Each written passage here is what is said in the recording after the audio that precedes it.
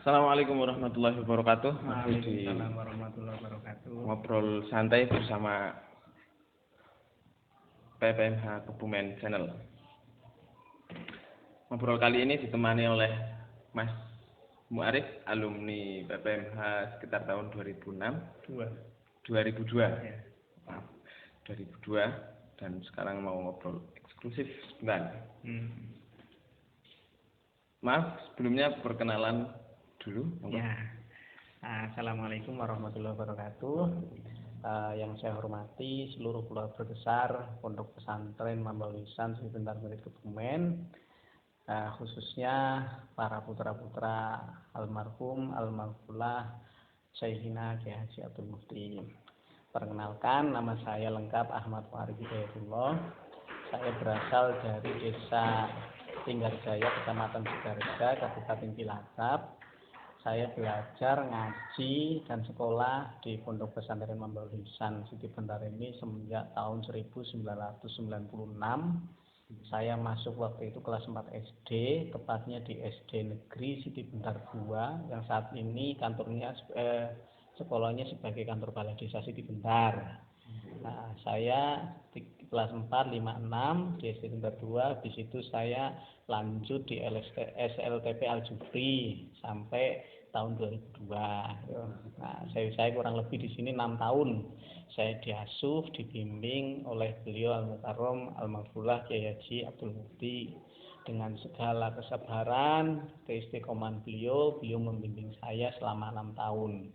Jadi segala banyak hal positif dan segala kebaikan beliau banyak nempel di saya. Terima kasih. Berarti sekitar 6 tahun di sini. Betul, saya di sini kurang lebih 6 tahun. Dari kelas 4 SD sampai kelas 3 lulus SLTP Al-Jufri. Ya. Belum ada MTS dulu ya? Belum ada MTS waktu itu. Jadi MTS AD itu kalau nggak salah setelah saya lulus aliyah. Itu. Jadi kurang lebih tahun 2006 baru ada MTS. Ya. Jadi waktu itu saya sama almarhum selalu diajak kalau malam istighosah, mujahadah. Waktu zaman pembangunan gedung SLTP Al-Jufri yang sekarang jadi gedungnya TK Al-Jufri. Ya, bahkan waktu itu waktu saya pertama masuk MI baru nyampe kelas 2. Baru sampai kelas 2. Jadi kelas 3 sampai kelas 6 waktu itu numpang di SD Negeri Siti Bentar 2 yang sekarang udah nggak ada. Udah nggak ada. Karena SD Negeri Siti Bentar 2 dulu mayoritas 95% itu muridnya dari santri Pondok Pesantren Mambal Lisan. Nah, jadi setelah habis masanya 1 kelas sampai kelas 6 di MI full, sehingga yang di SD Negeri Siti Bentar 2 udah nggak ada. Sehingga dilebur ke SD Negeri Siti Bentar 1 yang di Siti Bentar Barat itu Bugil Kulon. Ya. Nah, untuk setelah lulus dari sini, untuk keadaan di masa jenjang selanjutnya untuk Bapak sendiri melanjutkan di setelah saya lulus dari Mambal Lisan dan SLTP Al-Jufri, saya langsung melanjutkan atas restu dan doa dukungan dari Al-Mukarram Al-Maghfurlah Kiai Abdul Mufti. Saya lanjut di pesantren Madrasatul Quran Giring Jombang. Ya, bahkan saya berangkat setar itu dari Pondok Pesantren Mambal Lisan. Waktu itu saya ingat jam 6 pagi. Dan yang mengantar mendaftar juga namanya Pak Makmuri Santoso. Yang menjemput di stasiun Jombang juga beliau. Ngurusi pendaftaran sampai sowan ke dalam juga beliau. Karena saya ini kan anak yatim waktu itu. Jadi saya anak yatim, kecil-kecil, saudaranya 8, orang tuanya saya ini satu-satunya, tapi waktu itu lulusan itu saya lulus 4 orang. Jadi pendaftaran naikkan mesti 4 orang, jadi bingung. Nah, bagi waktunya itu sulit. Nah, karena saya sudah terbiasa dididik kemandirian sama Al-Mukarram Al-Maghfurlah Kiai Abdul Mufti dengan niat dan bismillahirrahmanirrahim atas doa beliau dan dukungan support dari beliau, saya jalani berangkat dari sini waktu itu jam 6 pagi. Harinya waktu itu hari Selasa, saya ingat hari Selasa karena di sana mulai pembelajaran hari Rabu, kan. Iya, berangkat dari sini naik kereta api Logawa dari stasiun Kutarjo jam 3 sampai Jombang. Dijemput sama Pak Makmuri. berikutnya diantar daftar sama Pak Muri, sowan pun sama Pak Muri. Jadi saya sekarang mau jelek mau apapun, bahwa cikal bakal pokok saya itu dapat sebanyak hal positif itu dari Pondok Pesantren Mambal Ihsan, terutama dari Romo Ki Abdul Mufti. Ngajak saya ke Tegalrejo sowan, waktu itu masih ada almarhum Gusmu, masih ada almarhum Mbah Yatut. Setelah Mbah Tur kesini saya yang ngeladeni beliau. Habis itu ada pertemuan Yayasan P4 SK Sekedu yang hadirinya waktu itu 8.000 orang kiai semua, ya saya dihadiri untuk meladeni beliau-beliau. Insyaallah. Banyak hal, pertama kali waktu ada Bupati Rusdinin kesini juga saya yang meladeni beliau. Ada tarawih keliling dari pemerintah daerah Kabupaten Kebumen, waktu itu rombongan dipimpin Pak Kiai Nasiruddin sebagai wakil bupati, saya mimpin doa tarawih dan Bilal. Jadi banyak hal saya yang diajarkan sama almarhum Romo Ki Abdul. Nah, betul-betul untuk dasar di sini ya Pak. Yang jelas pokok dasarnya itu jelas dari sini. Ya, termasuk sampai hari ini saya aktif di berbagai organisasi, baik di luar negeri maupun di Indonesia, gitu kan.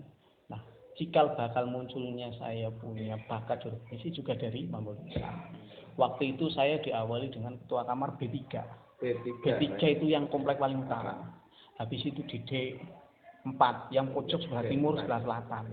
Waktu itu belum lagi habis itu di Diniyah juga sempat ketua kelas. Di SLTP Al-Jufri kelas juga ketua kelas. Perpisahan kelas 3 SLTP Al-Jufri saya juga ketua panitia.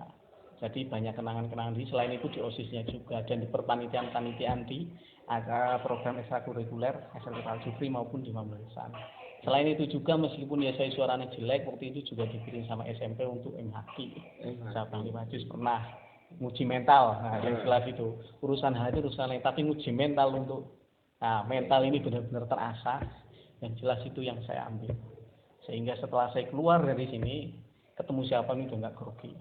Udah diuji, ketemu kiai sepuh sana kemari, ke Tegalrejo, ke Jogja, ke Sirampok, ke Nganjuk, di sini waktu itu. Nah, sehingga ketika pada khususnya tahun kemarin 2019 saya jadi ketua tim sukses kampanyenya Pak Jokowi Pak Kiai Ma'ruf Amin, di kampanyenya Pak Kiai Ma'ruf Amin di Gelora Bung Karno, saya satu punggung dengan Pak Kiai Ma'ruf Amin udah nggak grogi. Apa? Berawalnya pengujian mental itu dari sini. Dari yang mulai di kamar, di komplek, di sekolah, sampai yang latihan fitobah, latihan pidato, latihan baca berjanji di malam Jumat. Itu semua ujian mental saya berawal dari sini semua. Keluar dari sini sudah berkembang. Ya alhamdulillah ini jadi catatan mungkin santri-santri yang belum pernah. Ya ini semua ini dari semua berkah dari beliau lah. Yakin kalau tanpa berkah, bimbingan dan support, bahkan support batin dari beliau, yakin saya nggak seperti ini. Yakin saya itu. Ya. Selain itu juga hal-hal tirasannya beliau juga saya tiru. Contoh hal-hal yang sepele misalnya waktu itu ya halaman kotor, comberan kotor. Ketika Pak Kiai misalnya turun kok nangani sendiri, saya langsung turun. Saya jemput agar saya ambil alih. Itu misalnya comberan di depan itu halaman sampai sebelah utara musola, sampai yang di belakang ini sekarang itu. Dulu sampai seperti itu. Nah, waktu itu saya nggak tahu, pokoknya saya ambil alih. Nggak tahu punya tujuan apa-apa. Pokoknya saya ambil alih. Nah, ternyata kata Pak Kiai waktu saya sudah berjuang, itu sebuah andekan itu betul-betul ikhlas itu akan menjadi nilai plus tersendiri yang nggak ada tulisannya, nggak ada catatannya, nggak bisa kita lihat secara nalar. Ya alhamdulillah gitu. Selama di pesantren pastinya kan banyak amalan-amalan yang sudah diajarkan sama Romo Kiai Abdul Mufti. Untuk sampai saat ini amalan yang masih masih diamalkan setiap harinya untuk Bapak sendiri. Yang jelas amalan dari beliau kecil atau besar adalah yang paling terpenting adalah istiqomah. Istiqomah apapun. Di sini belajar istiqomah mujahadah, istiqomah sekolah, istiqomah ngaji, istiqomah apalagi rutinitas apalagi selain itu. Lah itu saya kembangkan dalam istiqomah yang lain-lain di luar. Kembangkan dalam hal apa misalnya? Contoh, misalnya ada perihal saya punya hajat pengen buka usaha yang kecil-kecilan itu dengan dijalani secara istiqomah itu berbuah manis jadi sebuah keberkahan. Berawal dari sebuah istiqomah, dan istiqomah itu saya belajar dan diajari langsung, dibimbing langsung oleh beliau Al-Mukarram Kiai Abdul Mufti. betul-betul itu saya rasakan. Ya, dan pokoknya dasar betul dari sini 6 tahun jadi di sini. Setelah di Indonesia mondok saya cuma 3 tahun. 6 tahun di sini lama. Cuma 3 tahun, 1 tahunnya saya itu juga udah cuma istilahnya rewang lah, hikmah aja lah. Karena udah nggak sekolah. Masih untuk saat ini masih diamalkan ya istiqomah. Istiqomah itu betul-betul dalam segala hal. Jadi saya kembangkan bukan cuma di bab dia, tapi dalam misalnya saya beraktivitas di berbagai kegiatan saya jalan itu sebagai kunci untuk menuju keberkahan bahasa santri. Tapi dalam bahasa masyarakat secara umum minimal jadi berkembang. Ya, itu karena istiqomah. Ya. Kalau bahasanya masyarakat umum itu penting. Iya. Untuk fenomena santri yang berjuang untuk saat ini menurut jenengan gimana? Yang seperti apa? Santri yang gimana? Untuk sekarang kan banyak yang